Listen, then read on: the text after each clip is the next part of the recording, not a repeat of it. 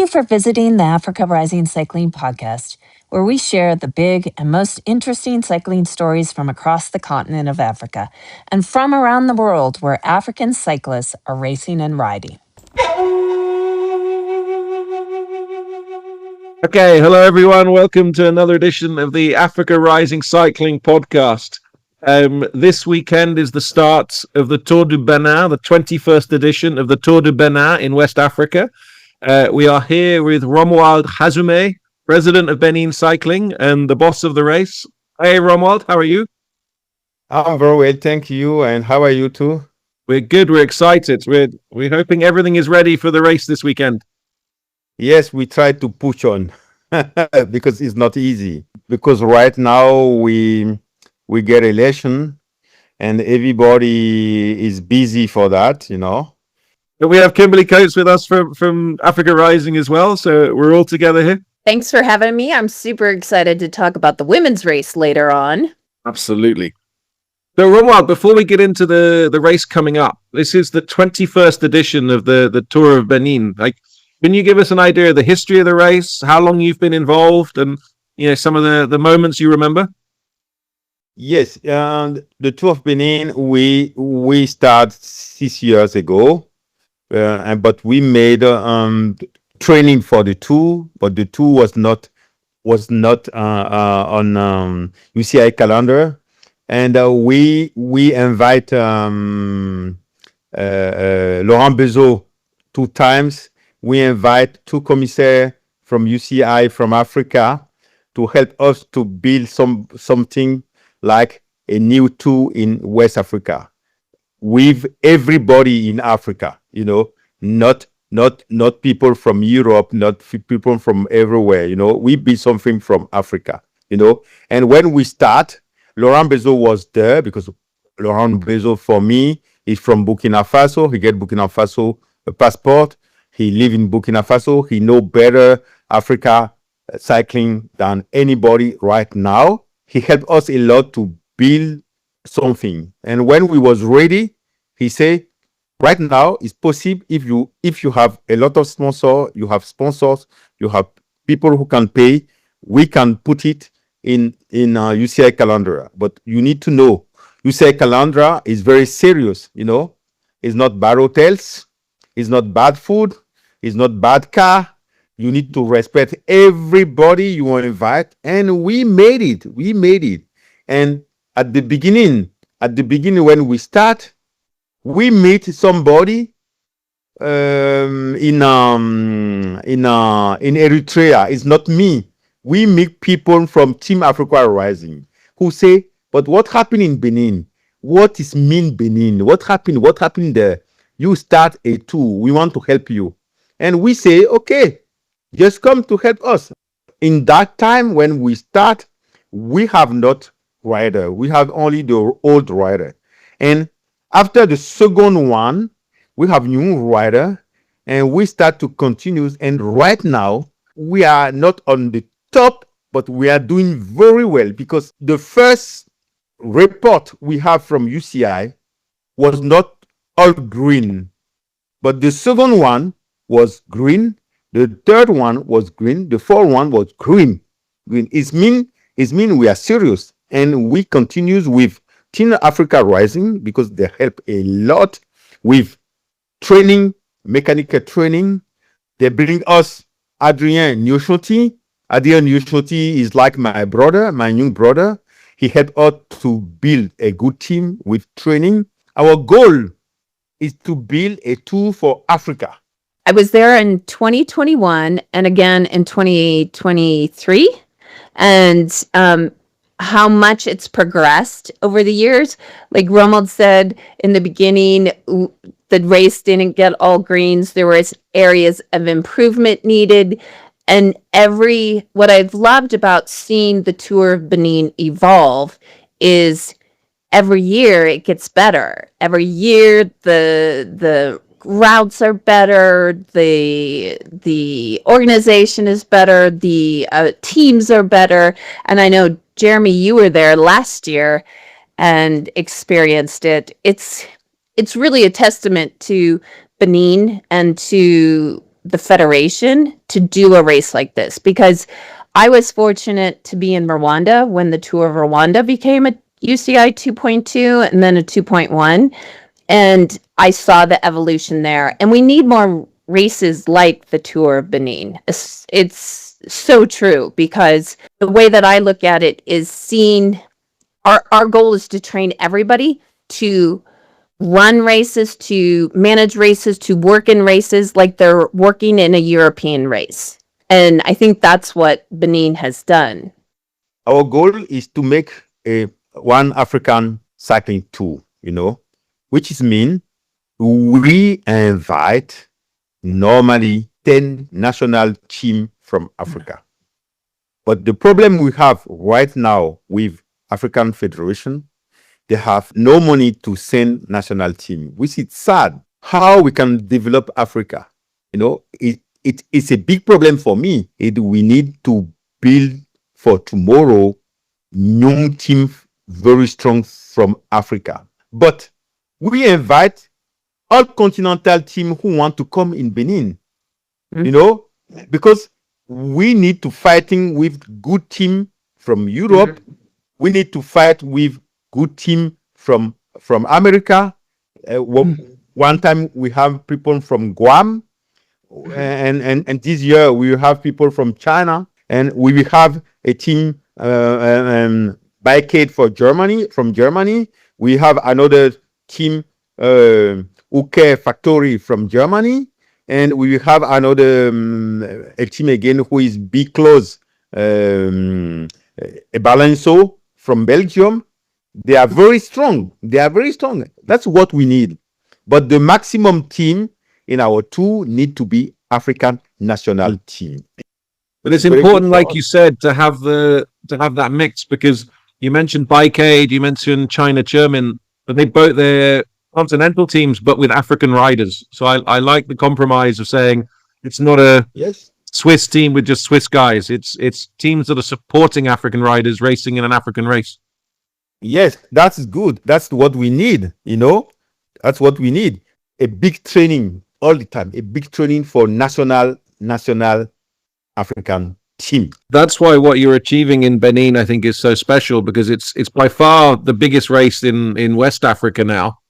But actually this year, there's 8 2.2 and 2.1 stage races in Africa this year. I think that's the first time there's been 8, right? Or has been for a long time.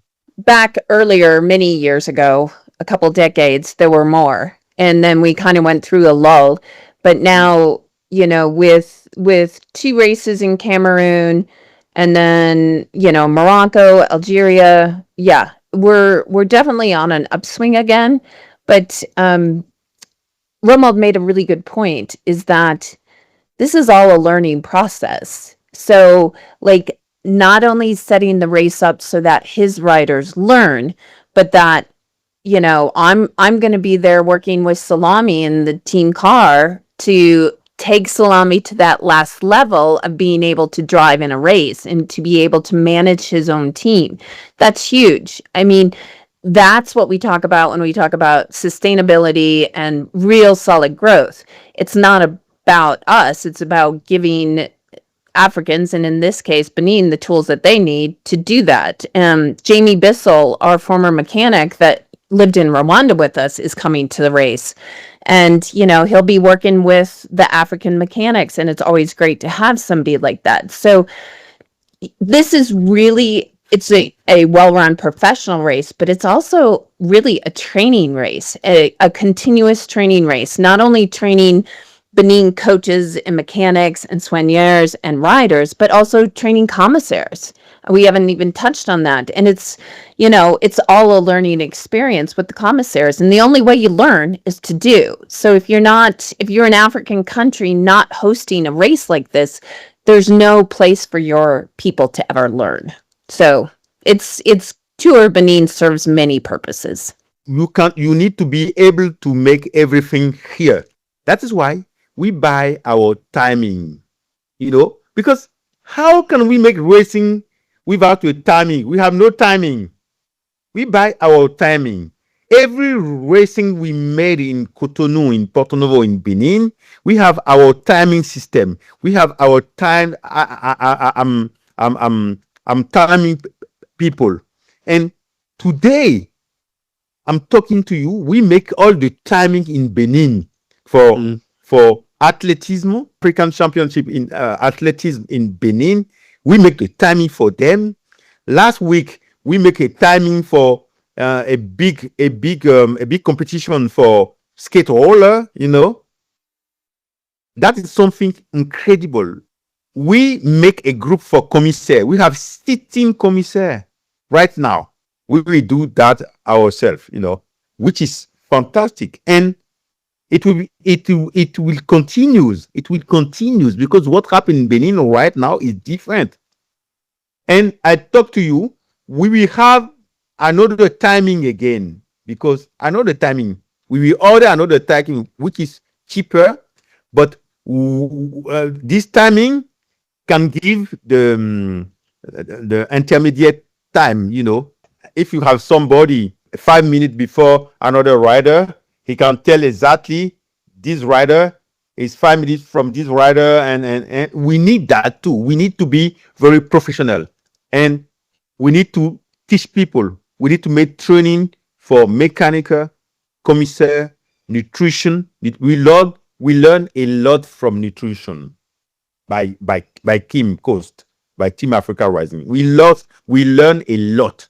We know right now what is mean nutrition in cycling, which is very, very important. Our goal to be on the top five in Africa cycling. When you talk to our donors, this is some of the stuff that people don't get the full picture on, is how much work we do behind the scenes to help Benin Cycling and all the infrastructure to make sure this race is as good as it can be. So it's also thanks to a lot of our donors that make this help, that we can help you. Our way to think in Benin is we didn't ask anything to nobody, We have a big dignity. I say at the beginning, at the same meeting in Paris, in Paris with people from UCI and CAC, I say, I don't need you. I don't need you. If I become president and I could not make what I become president for, I don't need to be here with you. Let me make what I need to do. And after, if you want to help me, you will help me. And what happened? Get a lot of help from Wahoo, which is fantastic. I want to thank them. We get a lot of help from Zwift. Zwift sent off 10 home trainers Zwift with 1,000 cassettes. That's incredible. We want to say thank you for them because it's fantastic for us. And we thank a lot people from UCI because right now they understand where we are. All your donors, they are welcome in Benin, and they need to know what they give will go exactly where they need to go. And Kim, the name Salami Avosetian has been mentioned a couple of times. So can you give our listeners an understanding of this incredible 21-year-old Benin coach, commissaire, master student, everything?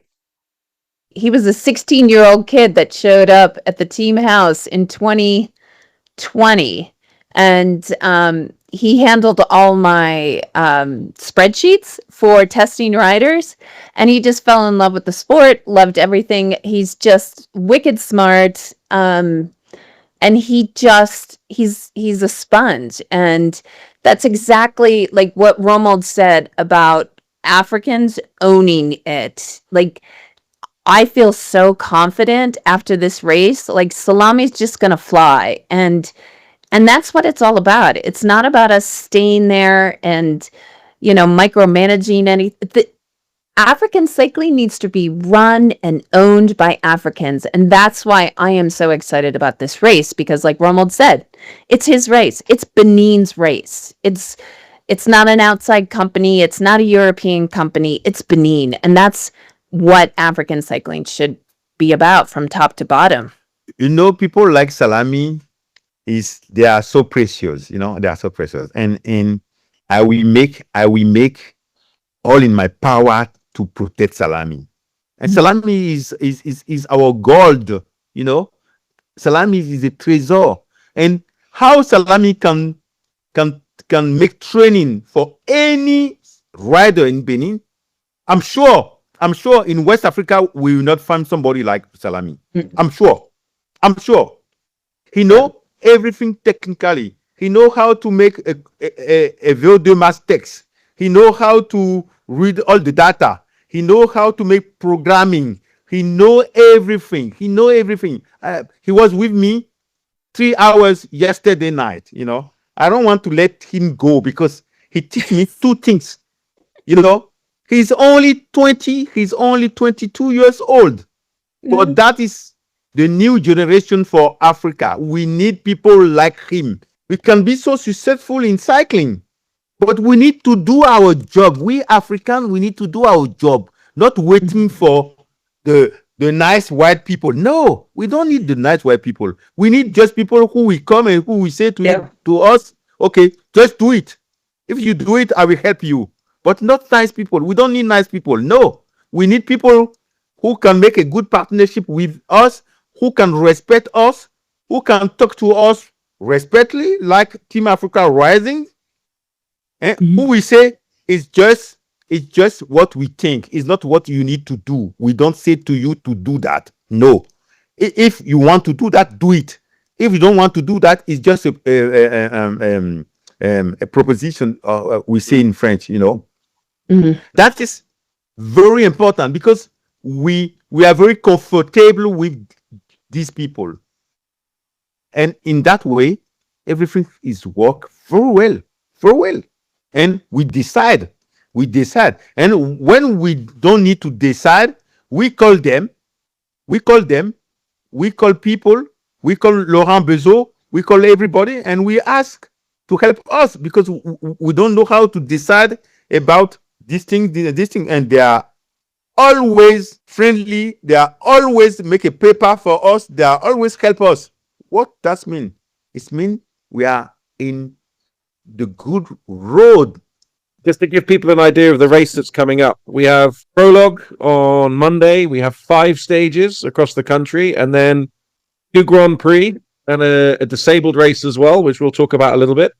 Just talk us through those new roads. You got 5 stages. I think they're all around 130k, but a couple of big ones at 170 and 155. Yes, I want to talk about the prologue first, you know, because we never make a prologue in Benin. Last year, we made time trial, you know, who was very nice to see, but who are not very good for us because we need to find a solution to don't kill the two with the best team, you know, because if the best team work very well, they kill the two at the beginning, no challenge anymore, you know. And this year we change it, and we make a prologue to start. And this prologue, it will be only 4 kilometers 800 to decide who will get the leader jersey. Okay, and at this prologue we will have David Lappartient. He's our guest. He visit Benin for the Tour du Bénin. He will be there for the prologue. Wow. Yes, for the prologue. He's coming for the prologue. And after the prologue, he need to fly back to Paris, you know. When people from UCI visit Benin, we are doing very well. After the prologue, we are going to the north because normally we come from north to south Benin, but we are going to the north with a stage who will come from Zardianado, a small city, to go to Save. It will be a nice stage because it's so beautiful. This place is so beautiful. And after this stage, we are going to make another stage who is Ndali Beteru Chauru, who is about 155 kilometers. It's a little bit between the north from Benin and south of Benin. And the third stage will be Dugubante is 169 kilometers. And after Dugubante, we make another stage with the fourth one, who is Dasso Porto Novo. When we arrive in Porto Novo, we're going back to Boicon when we sleep, when we stay, when everybody eat, and we come back to Cotonou through Zogodome and Cotonou, which is 128 kilometers, which is fantastic. And we will finish the next the Saturday with Grand Prix Féminin, Grand Prix des Amazones, only a big circuit, a big criterium for ladies, because we made a point on ladies. After that, the next day, we start with this small criterium we call Tour de l'Inclusion. It's for disabled people. It's paracyclism, and we put this Tour de l'Inclusion before the Grand Tour de la Ville de Cotonou. The Grand Tour de la Ville de Cotonou will be on Sunday, 3rd May, and it will finish the tour, And for me, I'm very happy to work on that, to put the ladies Grand Prix, and my goal will be to build a ladies tour, a really lazy tour with a lot of stage, and we will do that. Yeah, the women's race, even if it's not as well attended as we'd like, you have to start somewhere. Burundi started somewhere with the Tour Burundi for women, and I just find it so interesting that you have a country like Benin that is so focused on women's cycling, and the women are actually doing as well, if not better than the men. And then you have a race that we did the GP. Benin did the GP last year. This year it's a UCI GP. That's significant. When you have other big races like the Tour of Rwanda just flat out saying, no, we're not going to have a women's race. We have to have visionaries and people who will put their efforts behind it, because it's not going to just happen organically. It needs men and women coming to the table and fighting to have women's races. And then, someday you might have the next Kim Lacourt that wins a stage at the Tour de France avec Zwift. So, you got to start somewhere. So thank you for having that commitment.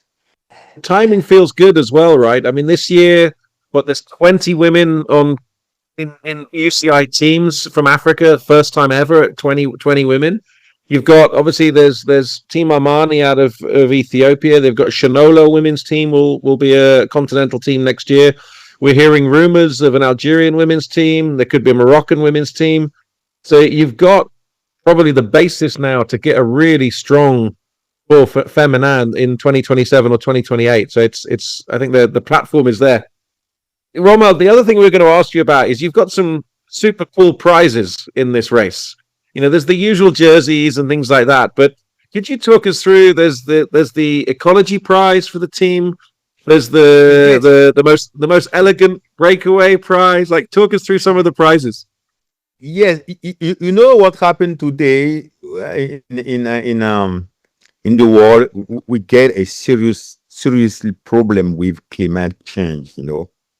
It's not a joke. It's not a joke. I can tell you, we never see in Benin the changing like that, because it's very hot. It's very hot right now. Normally, it's not too hot like that, And when you was in Benin before, and 10 years before, you see Benin was a rubbish, everywhere is what dirty, is what bad. You get garbage on the street, But right now, our government since 10 years made new road, and everybody, you have 1,000 people every night who clean the road. All roads are very clean, very clean, very clean. That is why in our tour, we give a prize for ecology prize, the team who respect exactly where to bring the rubbish, where to collect the rubbish. We have all our commissaires, they give a note for every day for one team. And at least we call the team and we give the prize for the team. We say that is ecology prize for the team. For the Tour du Bénin, it's very important. It's very important because we don't want rubbish anymore anywhere. We don't want that. We want people to respect our nature. We want people to respect our earth because we, with our culture, we respect this earth. And since many, many, many years, we didn't respect the earth. We cut every tree. We destroy our forest. It's wonderful to see. It's a really nice touch for a 2.2 race around the world, and many people can learn from that. So I think that's it time wise.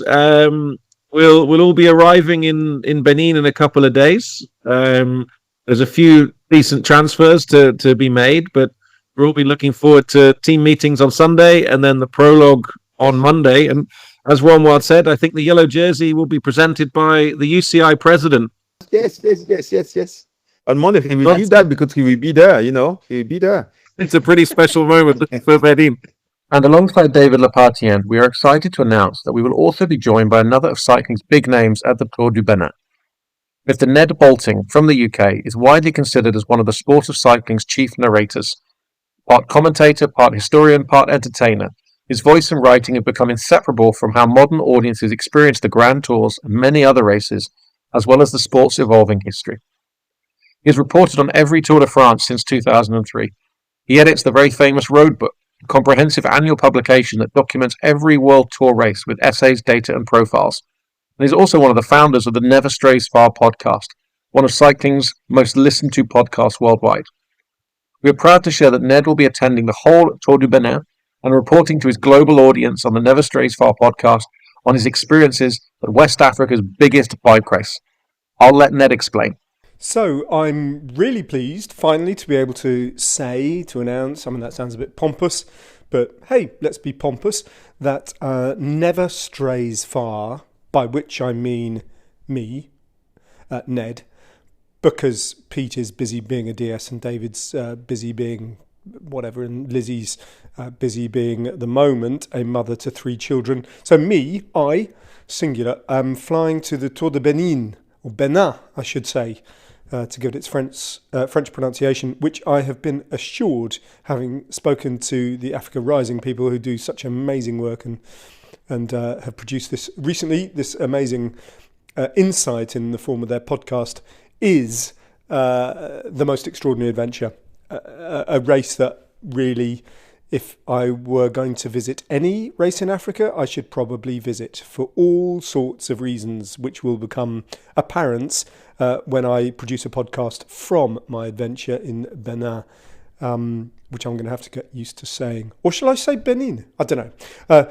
This and many other things will have to be decided and worked on, but it's been, for all sorts of complicated bureaucratic reasons, quite difficult to figure out how to get there, but my flight is booked, my passage I think is secure, and I am heading out there to meet up with the guys in Benin, and I can't wait to bring those sights, I can't bring sights on a podcast, but at least those sounds and then those impressions to your ears on Never Strays Far.